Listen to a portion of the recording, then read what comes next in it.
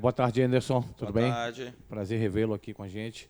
Anderson, sobre o trabalho, né, que você fez aí esses dias que você teve para trabalhar, vou colocar só 20 dias, porque 10 teve a questão do recesso, alguns jogadores trabalham, você também acabou, acho que, viajando, né? Você disse que ia pescar, né, lá em Minas, no interior. Eu te pergunto o seguinte, Anderson. Você antes dizia que o time, na volta dessa Copa América, o torcedor do Ceará teria orgulho de ver jogar. Alguns jogadores te perguntou aqui durante a semana, disseram que estão entendendo mais a tua forma, como você quer que o time jogue.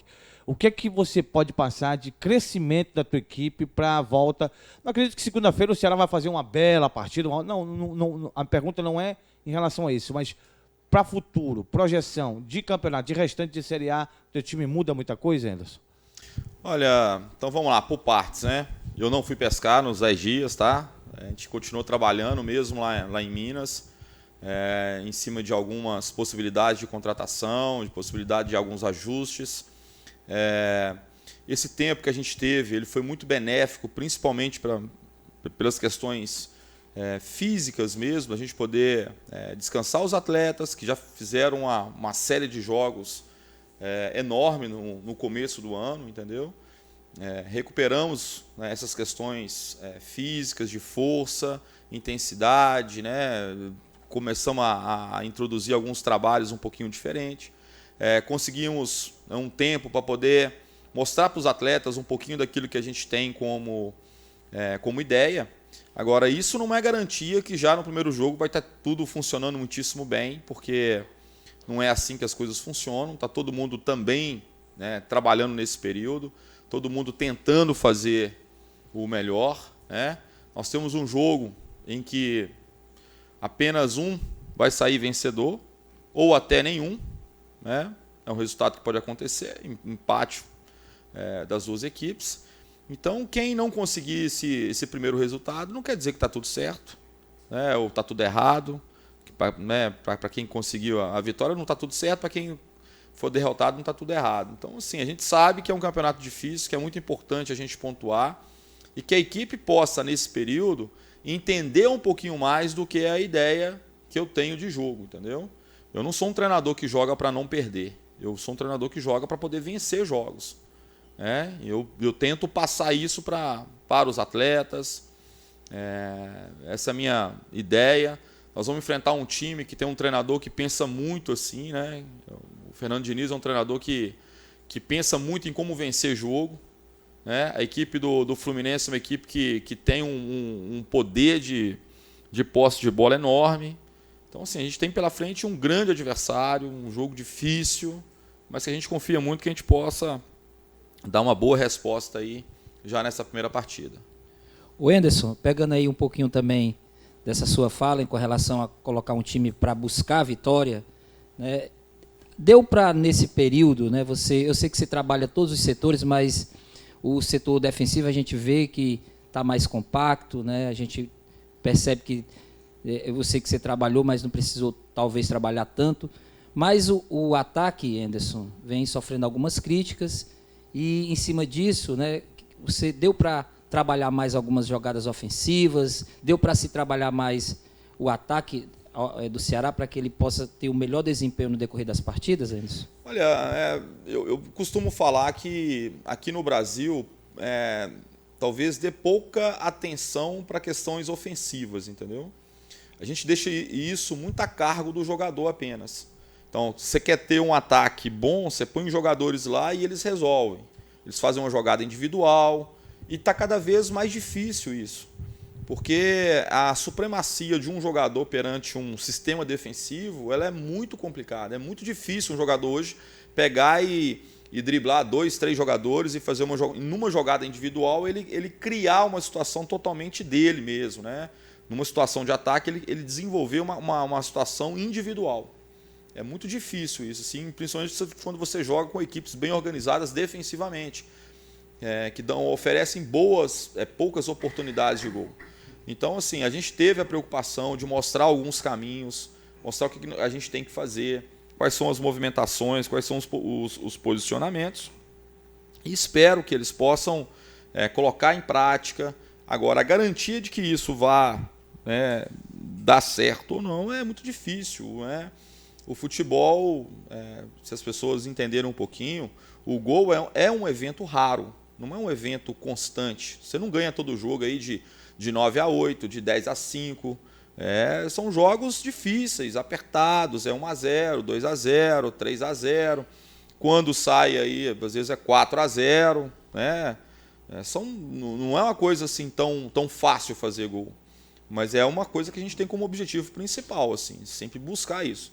Quando eu falo que eu sou um treinador que gosta de jogar para vencer, eu gosto de jogar para vencer de maneira equilibrada. Eu não tenho uma equipe solta completamente que dá muitas oportunidades para os adversários.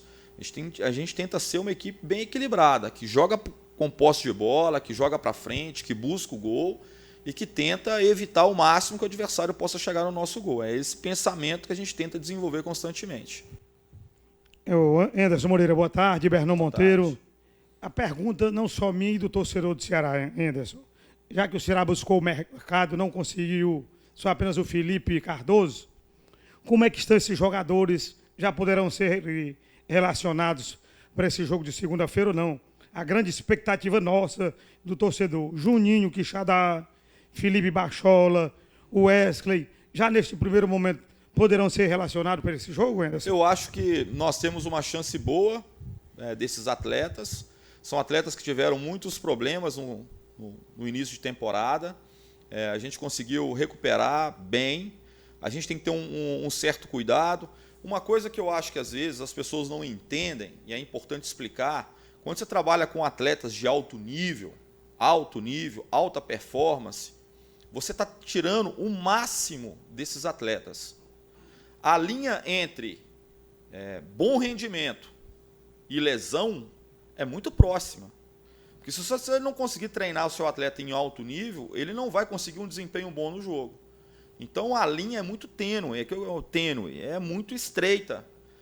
Então o atleta você tem que estar em constante vigilância, porque ele pode em algum momento fazer um esforço um pouquinho acima do que seria o normal e o adequado, e ele corre um risco de ter alguns problemas. O que são problemas quando um atleta está mais inativo e está tentando recuperar a forma? Algum incômodo muscular, né? Alguma tendinite, né? São algumas coisas que a gente precisa controlar um pouco mais. Então esses atletas eles estão correndo atrás. Eles não estão como os outros atletas que tiveram um primeiro semestre tranquilo. Então a gente está com todo o cuidado para que eles possam conseguir o desenvolvimento físico necessário para jogar em alto nível, né, sem que a gente corra risco de perder esse atleta por mais tempo. Então, assim, é uma chance grande deles poderem participar, mas se ainda a gente necessitar de um tempinho, a gente vai fazer esses ajustes. Mas são jogadores que estão treinando bem, né, dando uma resposta muito positiva. A gente está conversando constantemente com eles, porque eles ainda não estão no ápice da forma deles, né? Infelizmente, por mais que a gente tenha feito todo o trabalho, a gente teve muito cuidado para que a gente não exagerasse em nenhum momento, que eles tivessem uma condição boa de poderem participar, aí, principalmente do restante da temporada. Tá? Boa tarde, Anderson. Boa tarde. Você tem uma marca, desde que você assumiu o comando técnico do Ceará, de ser transparente, ser honesto, não vender ilusões para o torcedor. Desde a sua primeira chegada ao Ceará, você passou para o torcedor, o pé no chão, e vem seguindo essa conduta. Perguntamos a alguns atletas essa semana o trabalho que o Anderson está fazendo coletivamente, e muitos disseram, não, ele ainda não definiu a equipe, está ainda fazendo experiências. Hoje, na cabeça do Anderson, não sei se você vai falar, até porque o time vem treinando fechado para a imprensa, na cabeça do Anderson, o Ceará está definido para enfrentar o Fluminense ou você leva dúvidas ainda para o Rio de Janeiro? Não, eu tenho uma ideia já muito clara para esse jogo específico, né, do que a gente tem que fazer, a minha forma de pensar a equipe para esse jogo. Eu não sou um treinador também, eu acho que o futebol está acabando um pouquinho com isso, a questão de a gente ter titular e reserva, bater nessa tecla o tempo todo, né? Se eu não estou enganado, acho que o Filipão deu uma entrevista aqui que o clássico contra o São Paulo, que é um campeonato extremamente importante para eles, ele deve fazer 7 alterações na equipe, não tenho certeza disso. Então isso é uma prova de que a gente tem que investir no elenco, gente. aquilo que eu falei com vocês, eu tenho certeza absoluta que o time que vai iniciar o jogo de segunda-feira, essa nova etapa, não vai ser o time que vai terminar o ano. A gente vai ter muitos atletas que vão entrar, que vão fazer uma sequência de jogos, que vão sair, que outros vão ultrapassar. Então, assim, a gente tem uma utilização grande do elenco. A gente gosta, a gente tem, claro, uma ideia de equipe. Eu costumo falar assim que quando você faz de 3, no máximo 3 modificações na equipe, você não desconfigura totalmente a equipe. Mais do que isso, você corre um risco de desconfigurar. Então a gente vai, jogo a jogo, fazendo um encaixe pequeno em cima de uma ou outra conduta. Jogador para iniciar jogo, jogador para terminar jogo. Isso é uma coisa que a gente tem visualizado como tendência mesmo no futebol.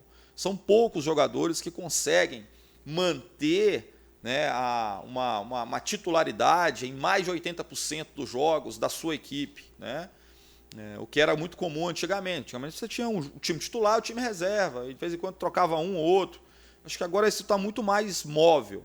A gente tem outras peças, a gente encaixa de acordo com o adversário, com a proposta do jogo, de uma situação, um detalhezinho do adversário que ele te oferece possibilidade de poder explorar um determinado aspecto, entendeu?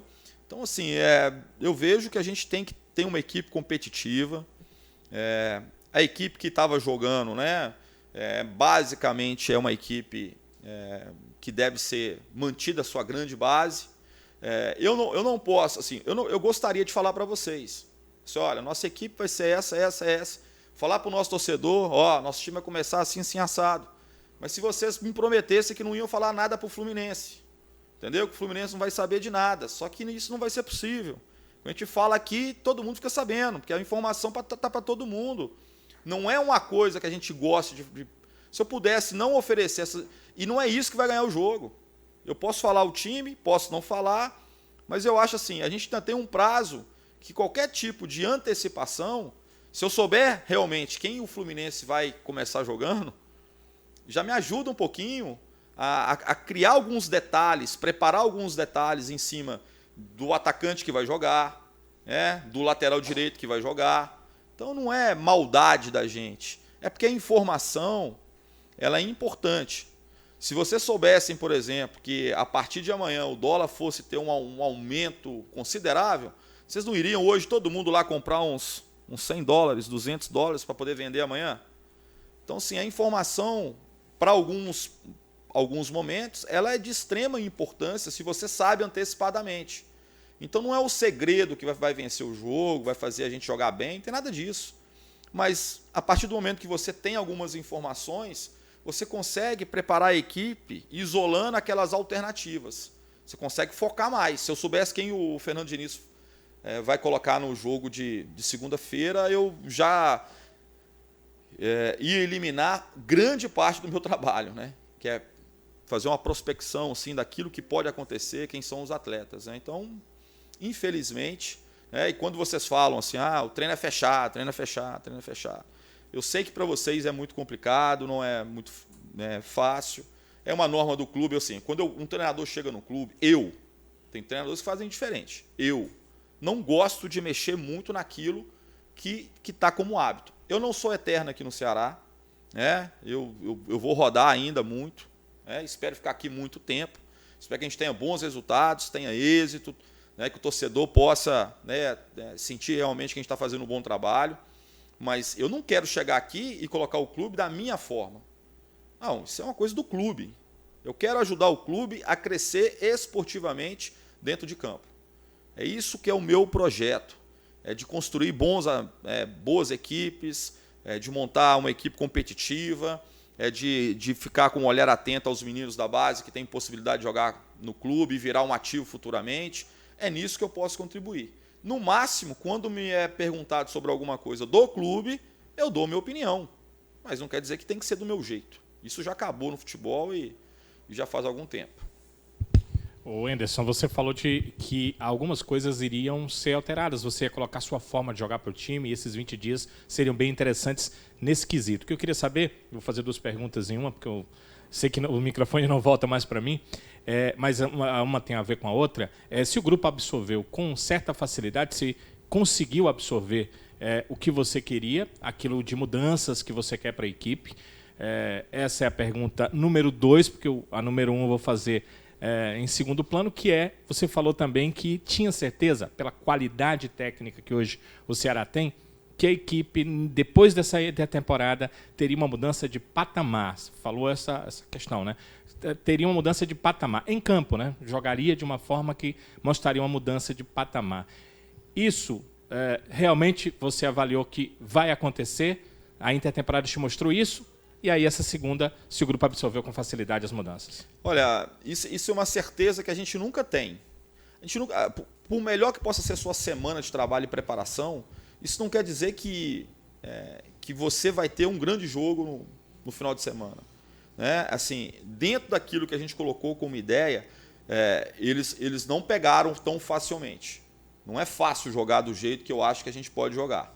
Isso não é fácil. Jogar com as linhas próximas, né? Jogar com uma equipe que possa atacar bem, com muitos jogadores, que a gente possa dar poucas oportunidades para os adversários, que a gente tenha uma saída de bola qualificada, né? Que a gente possa transitar esse bloco tanto ofensivamente como defensivamente, que a gente possa dar largura no campo na hora de atacar, que a gente possa ter movimentos de profundidade. Isso não é fácil de fazer, tá certo? E captar essas mensagens. Eu falo assim, no Brasil é muito mais fácil você jogar para não perder. Entendeu? Jogar para ganhar jogo, jogar para poder criar situações é sempre muito complicado. Então, assim, não é fácil, é um processo. A gente tem dado informações para eles, não só no campo, mas informações de vídeo, informações de outras equipes também, entendeu? Então, isso é o que a gente está buscando e assim, a gente está avançando um degrau de cada vez. Acho que a gente está muito melhor nesse aspecto do que estava antes da parada. Mas ainda não está do jeito que eu acho que pode estar. Por que não? Porque precisa de algumas confirmações. Em termos de mudar o patamar da equipe, eu acho que a gente está mudando. Né? Em termos de comportamento. Agora, do outro lado tem o adversário. O adversário trabalhou tanto quanto a gente. Se a gente melhorou o nosso patamar, o adversário pode ter melhorado também, claro. Não é uma coisa estagnada. A parada foi benéfica para todo mundo, eu acho. Né? Ou pode ter sido uma parada ruim para algumas.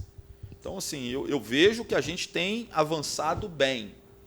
Mas nós precisamos dessas confirmações no jogo. Uma coisa é o treino, outra coisa é o jogo. Né? Embora tenham relações próximas, você não consegue reproduzir tudo o que acontece no jogo. Por exemplo, as questões emocionais a gente não consegue reproduzir no treinamento. A não ser que a gente colocasse aqui, todo o treinamento aqui, 20, 30 mil pessoas, né, no treinamento, nós, a imprensa, todo mundo, para poder reproduzir o que vai ser no jogo. A gente não tem essa capacidade. Né? Então, assim, o jogo é sempre um momento diferente. Né? Eu fui assistir alguns jogos ontem, na quarta-feira, e você vê assim, todo mundo trabalhou. Alguns conseguiram colocar mais facilmente as ideias em prática, outros ainda estão engatinhando nesse aspecto. Anderson, dentro das possibilidades de mercado, né, a gente já começou até isso na última coletiva que você veio, o Ceará estava buscando principalmente goleiro, que é uma opção que precisa ser necessária, até pela quantidade que tem hoje aqui dentro de campo, e atacante. Mas falando especificamente da posição de goleiro, quando indagado, o presidente Robson de Castro deixou claro que o Lucas França, o goleiro do Cruzeiro, era uma das possibilidades, e aí todos nós ficamos sabendo que tinha uma negociação correndo. Como é que está a situação que foi passada para você? O atleta já está à disposição para trabalhar com você? É uma boa opção que será atrás do mercado? Você aprova essa contratação? E ainda só pegando o que o Ibernão perguntou, desses jogadores, o Wesley, o Felipe, o Juninho Quixadá, algum deles tem condição de começar como titular? Nós estamos avaliando muito, vou começar pelo final, né? Nós estamos avaliando muito essa perspectiva, assim. Né? Por exemplo, eu vou dar um outro exemplo para vocês. O Romário ficou muito tempo parado. Se vocês estão bem lembrados, assim, o jogo do Vasco, o Bergson machuca bem no comecinho do jogo. E a gente coloca o Romário para poder jogar. E assim, não era nossa intenção, nosso planejamento que o Romário entrasse tão rapidamente, entendeu? Só que também quando você tem um jogador, né, que é específico daquela posição, você não utilizá-lo também ali, ia ser uma situação de adaptação. Então, assim, essa preocupação que a gente tem um pouquinho com esses atletas, entendeu? Talvez fosse mais prudente que a gente pudesse colocá-los num primeiro momento, um tempo um pouquinho menor, para que a gente possa dar essa sequência para eles, né? Talvez não para todos ao mesmo tempo, um pouquinho mais para frente. Porque eles estão algum tempo, um tempo significativo, sem iniciar uma partida. Então a gente acha que eles precisam primeiro se adaptar um pouquinho. Quem está mais próximo disso, eu acho que é o Felipe. Até porque o Felipe já teve 2 intervenções antes da parada, né? Se eu não estou enganado. Assim. Em relação ao goleiro, a gente tem pesquisado muito. O Lucas França é um nome que a gente acha bem interessante para o clube.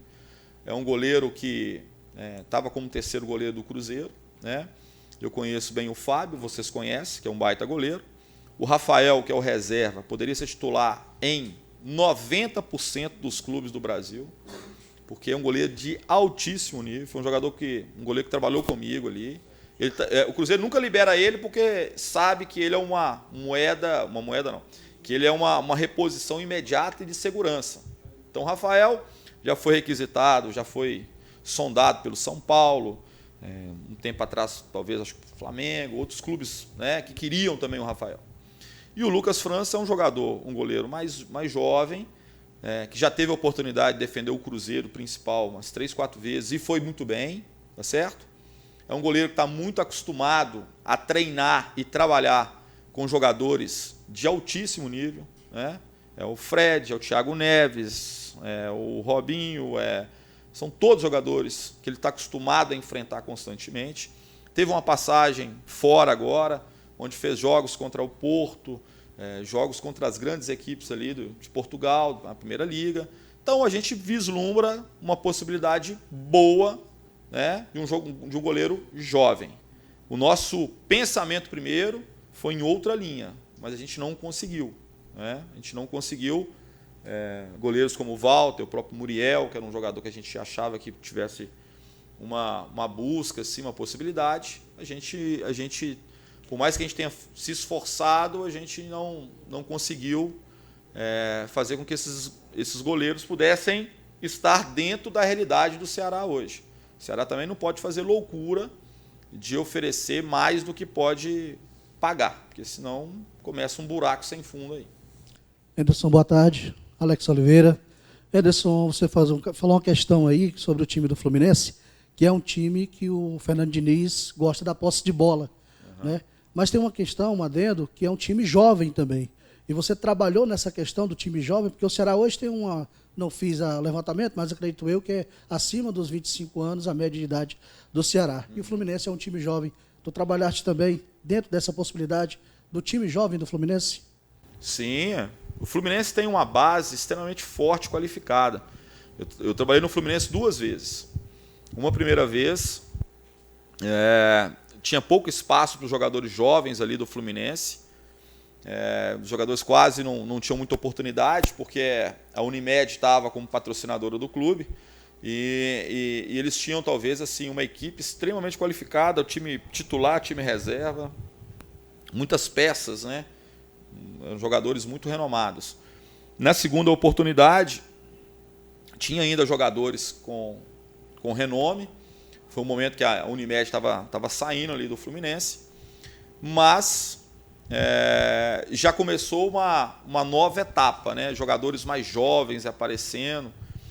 E hoje eles têm vamos falar assim, um trabalho de base que a todo instante, né, eles chamam muito os meninos de Xerém lá, né, a todo instante tem uma renovação de jogador jovem. Às vezes você começa a acostumar com o nome de um jogador, quando você vai ver se o jogador já está negociado para um clube de fora. Então, a gente está preparado sim para esses jovens jogadores, talentosos. Eles têm uma formação de jogadores muito audaciosos, jogadores que vão para cima, de velocidade, de drible. Então, a gente sabe que vai enfrentar uma ótima equipe e que a gente precisa estar muito concentrado para poder enfrentá-los. Beleza, gente? Obrigado a vocês.